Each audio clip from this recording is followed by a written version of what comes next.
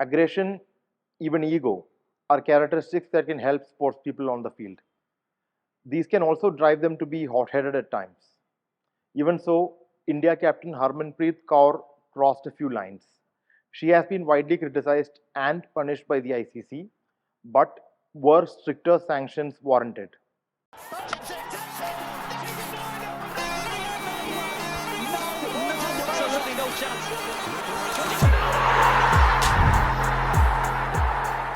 Hello and welcome to Sportsroom. We are joined as usual by veteran journalist Ayaz Memon. On today's episode, we will discuss the Harmanpreet episode and also take a look at the takeaways from the recently concluded Test series, India West Indies and the Ashes. So Ayaz, your take on Harmanpreet's behavior and the action against her. Considering that she plays for Mumbai Indians, do you think this is a big deal for her, the match fine? Well, I think it's basically it's a rebuke for the player as an India captain. You expect to maintain a certain decorum. I mean, look, the decisions may have been adverse, the umpiring may have been flawed. There may have been a lot of mistakes made, but I think the way it transpired and what came out was not something becoming of a very leading player in the world. Harmanpreet Kaur is no ordinary player. She's amongst the stellar players in women's cricket in the world, and she also is the captain of the Indian team. So to knock back the stumps and then almost kind of deriding the opponents, bringing in other elements about the umpires or the high commissioner, etc., was completely uncalled for. And I think now that the event is a few days old, when she looks back, she'll probably be chastened that she overreacted, overdid it, and whatever the punitive the action taken against her, I think is absolutely justified. In fact, if anything, I think she got away a little lightly. 2 matches suspension is not, yes, I mean, you don't want any player to be suspended, certainly not the captain, but it could have been even worse. So she's got away in the sense with this, but I think the more significant part is that there is a great learning, and not just for Harmanpreet. I think it's true for all players in India or anywhere else in the world as to how you should hold your emotions in check in such situations, and not sully the reputation, your own first, then of the team, and also of the sport itself. Do you think there should have been any action from the BCCI? Like Cricket Australia in the past has set an example during Sandpaper Gate. So do you think the BCCI should have done something separately? I mean, what after a 2-match suspension, what can the BCCI do? The ICC has already acted in the matter. What the BCCI can do is obviously have, and I'm sure they will do it, they should do it, is have a conversation with her and say, look, this is not something that we expect from a leading player from our country, and certainly not from the captain of the team. That is a talk, that is the conversation they must have. But they can't, for instance, they can't say, no, ICC was too soft, and instead of 2 matches, we will suspend her for 5 matches or 6 matches. I mean, technically, they could do it. They may choose not to select a player, that's their jurisdiction. But I think the action has already been taken by the ICC, and as I mentioned, there is a learning for, see, women's cricket is now coming into its own. And as I mentioned, Harmanpreet is amongst the biggest players in the world. If you have to count the top 10 players, she would feature there. And she's also the captain. She's been around for so long. She's got rich experience. So there has to be a system where corrective action is taken. If that is not taking place, then obviously players can run amok, and that's not what you want, whether it is the men's game or the women's game.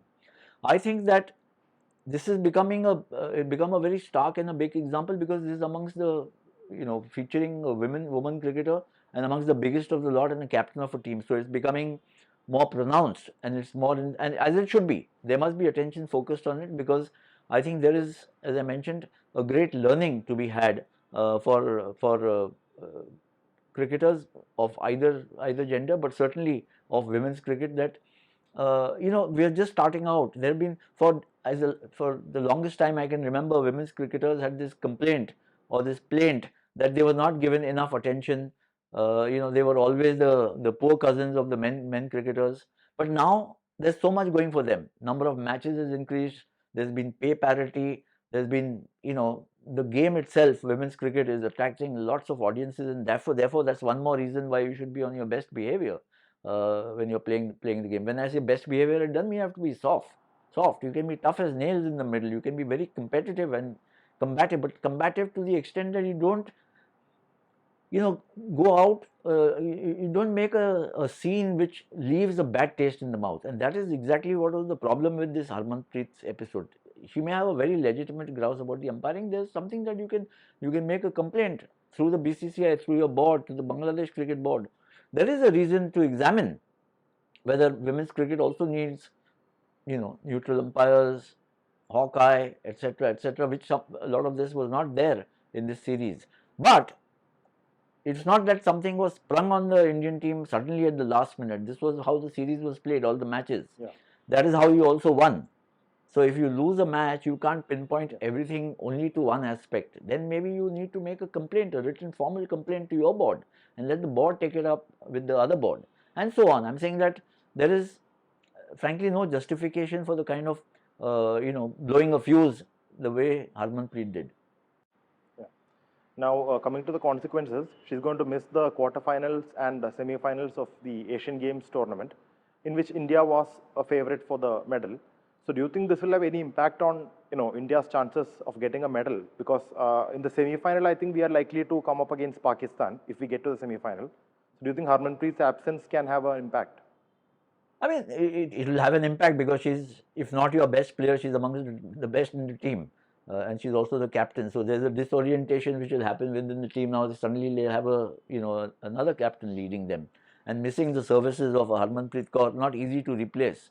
Whether it will really adversely impact the Indian team's prospect in the Asian game, I might, anything can have consequences and impact, especially when you lose a captain. In terms of actual strength on paper, see, India has had the better of Pakistan more often than not in women's cricket, and so too also with the other teams that you play in. I mean, India's biggest bugbear has been Australia, playing Australia women's team, and the women's team, the Australian team is not there in the Asia Cup. Yeah. In the Asian Games, or for that matter England, or for that matter New Zealand. These are the 4 or 5 really strong teams. So the Asian teams are relatively, easier to compete with, and we have an excellent record. So I don't see that her not being there will critically affect the fortunes of India's team. But yes, you still want your best player to be there and your captain, and that's something that India will miss. Yeah, maybe slightly contradictory and controversial, but then given that Harmanpreet can only play in the final, should we make a bold decision of not taking her at all, instead taking a standby player, and then give someone else a chance? Because anyway, she can only play in one match. That's a that should be done. Karthik, that's a really vexing question. That's an interesting question, and it is something that will vex the Indian selectors, because yes, there is only one match if she can play, it's the final. And if the team has reached the final, that means the others have done really well. So do they take her? Will she be in the contingent itself to start with to go to the Asian Games? That really is the big question now. Or do you just fly her in for the final? I don't know what the provisions are for substitution at that late stage. Is it possible according to the Asian Games charter? I'm not so sure. We'll have to wait and see. Should the selectors decide, okay, anyway she's missing all these games, she's only going to be available for the final, so we bite the bullet and we say, okay, we will not take her this time. This is a lesson that she's learnt, we have learnt, and now going ahead, we will, I don't see her place in peril in the team when the ban is lifted. I don't think that's going to be the case. But at this point in time, let's look at somebody else who we take along, because this is not, it's not even the Commonwealth Games where the competition is far, far tougher, or the World Cup, or a multi-nation tournament apart from Asian teams. So, but this is a tough call for the BCCI and the Indian selectors when they sit to pick the team for the Asian Games, the women's team. So quickly, just pivoting to the recently concluded Test series. So, in your opinion, what were the main takeaways from the series? From the India-West Indies series, I think, look, the main takeaway is that the Indians did well, but it would have been far better if India had won 2-0, because what you get is points, and points become priceless as you go ahead in the WTC cycle. And winning overseas is always such a huge advantage because it gives you a buffer. The points give you a buffer. If in case, like for instance, when we had the series against Australia at home, last year or last season, we lost one match towards the end. Now, because you had such a buffer that loss didn't matter. But in case if you run into a problem later playing at home or not doing well overseas, these points would have been a real good buffer. Now, unfortunately for India, it also rained, so there was not much they could do in Port of Spain.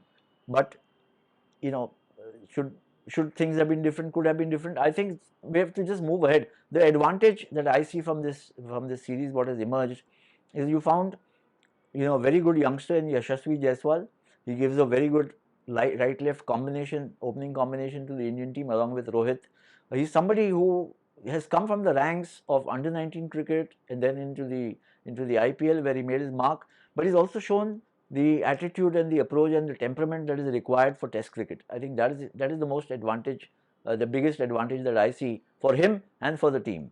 And then the other two guys who made runs were Rohit Sharma and Virat Kohli, and that's always so reassuring for a team when your two top batsmen start getting runs, because it's not just about the next test match or the next test series, that will come a little later, but before that you want them to be in form for the World Cup and the Asia Cup.